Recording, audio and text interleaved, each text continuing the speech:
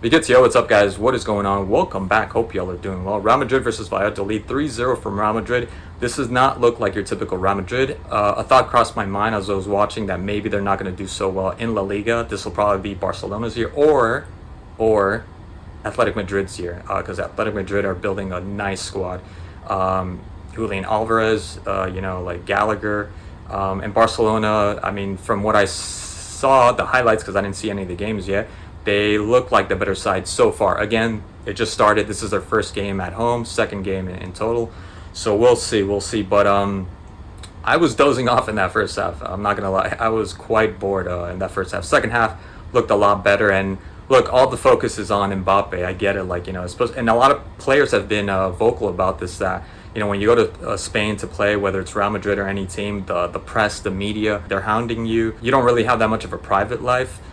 Stuff like that. So compared to when you go to other places, I don't know, but I do know, like, Mbappe, all eyes are on Mbappe, and he did not have the best of the game. I think it's too early to say anything, but I already hear people saying, whether they were Real Madrid supporters or not. Obviously, you're going to hear the people that are against Real Madrid saying, outlandish things and thinking that he's going to fail, and like that's what you get. Nothing's going to happen at Real Madrid. And I kind of do see that there is a chance, just like in anything, there's a chance that this might go sideways and it might go awry, and nothing's going to happen with Mbappe. I could kind of see that. It's going to be really hard, especially if he's adamant at still wanting to play on the left-hand side. That's Vinicius. Unless Vinicius ends up leaving somewhere, it's not going to happen. He's going to have to get used to playing in the middle. Or, as I was watching the game, maybe right side, and you have, Rodrigo go in the middle instead as a center forward. Maybe. But then again, my whole thing is, like, you practice in these small spaces. I've done that before.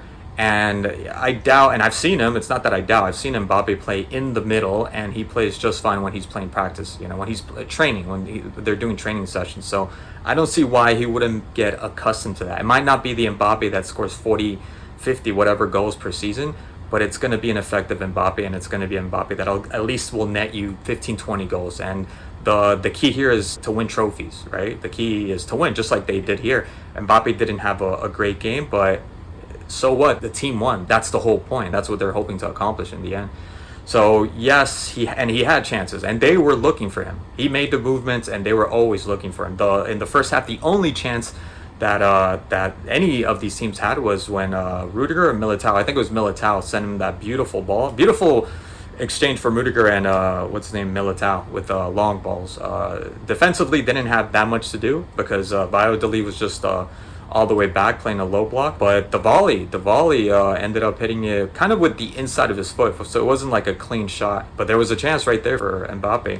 And then in the second half, I think it was maybe Vinicius or maybe it was Rudiger, can't quite remember, ended up giving him another ball, and I thought he was going to do typical play where he opens up his body, the inside of his foot, but the defender was quite close to him also, and I thought, yeah, you're going to poke it. Instead, I think he hits it with the outside of his foot, and of course it's going to swerve away.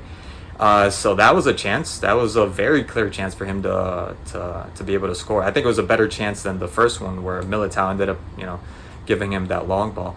And then the third one with Vinicius cooking that guy, the fullback, and then the outside shot center. And that's when you could kind of tell, and I've seen it throughout the game, but you see it a lot in that play where he ends up, I don't know, he was like stuck between two minds where he wanted to do the flick or just tap it in, and he couldn't quite make up his mind, and ends up, half-ass shooting the ball, and ends up half-ass touching the ball, and of course it was an easy block. So he had opportunities. He definitely had opportunities to be able to score. And then whenever he had the ball, you could tell it was almost as if he was nervous. And then even his placement, when he was going forward with Güler and Vinicius attacking and Rodrigo, it's like he didn't know where he fit in. He didn't know if he should go, if he should stay back. And I did enjoy the fact that it's not the Mbappe show, and anytime they were attacking and he was another option, they didn't necessarily pass him the ball, When Güler and Vinicius were attacking, both of them were combining, and Vinicius saw Güler, which was in front of Mbappe, and chose to give it to Güler instead of Mbappe. So I enjoyed that. It's no longer pandering to his needs or giving him every single ball or looking for him like when he played at PSG or when he's playing for France. And I did enjoy that, and it's that collective side that he's going to have to get used to, and I think he will. It's just going to take time. It's going to take time. I don't know how long it's going to take, but it's going to take time. And if Real Madrid is known for anything besides those 15 trophies that they have, it's giving players time. Like, that didn't happen back in the 2000s when I was watching. You had like 1, 2, 3 games, and I think you were out. So he will have time, and I think he will succeed. I'm just concerned that he's going to succeed, and it's going to get to his head. Not that Real Madrid is going to allow him to get away with what he was getting away with at PSG, but that it's going to cause some friction, and the team's probably going to be affected because of that. We'll see in time. I don't think they're going to pander. I don't think they're going to fold and give in to his demands. And I don't think it's anything bad that Endrick came in and what Mbappe was trying to do in 60 or whatever 70 minutes that he got to play, or I think 80 minutes in fact, Endrick ended up doing in 10 minutes, right?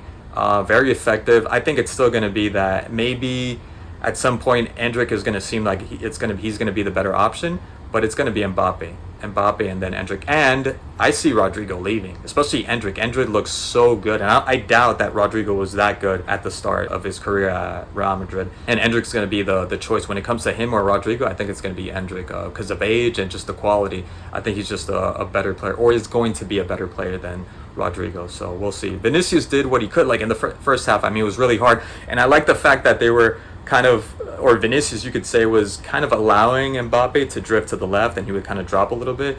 But again, like, it's not working out. Like, it's not working out. He has to get used to playing in the middle or on the right side, which I think would be more beneficial to him, given that he likes to come from the outside cutting in. So we'll see. Overall, look, 3 points, 3-0. I think that's the most important thing there for Real Madrid. It's just kind of funny that Endrick comes in and he ends up scoring a goal, and Mbappe was trying to do, but it will come. Like I said, I think it will come. It's highly unlikely that it's not going to work out for Mbappe at Real Madrid. So yeah, anyways guys, that's all I want to say about that. Thank you so much again for watching, and I'll catch you guys in the next video. Cheers.